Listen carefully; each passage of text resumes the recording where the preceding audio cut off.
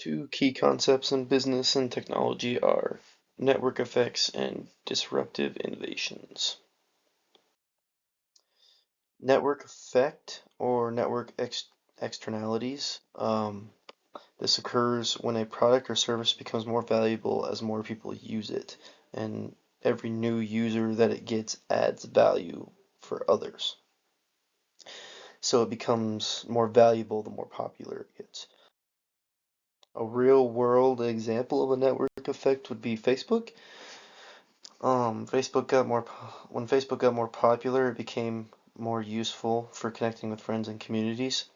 So since more people were joining Facebook, it made it more easier to be used as a communication tool with groups and singular people.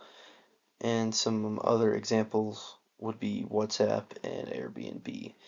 So, like I said earlier, network effect, um, something becomes more valuable the more popular that it gets.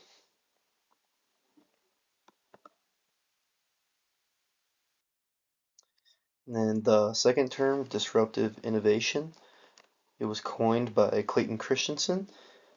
Disruptive innovation describes how more simple, cheaper innovations start small, but they eventually replace more known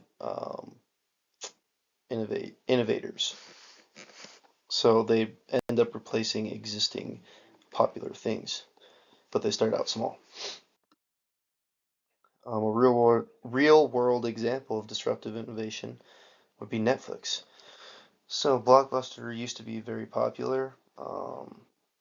Netflix started out by mailing DVDs to people, and then it eventually shifted to streaming and had cheaper prices than Blockbuster. So it became more convenient because you actually had to go into the Blockbuster stores. Um, in the end, Netflix disrupted and replaced Blockbuster altogether. Some other examples of this would be like digital photography being replaced with smartphones. So, or cameras being replaced with smartphones because every smartphone has a camera and they can take just as good as pictures as cameras nowadays. But like I said, a disruptive innovation starts out small and is cheaper and it eventually takes over established leaders. And that's exactly what Netflix did to Blockbuster. And this slide is a comparison of the two. So like I said earlier, a network effect, its value grows with more popularity, and more popularity equals more market dominance. Disruptive innovation starts out small, but eventually can take over established leaders.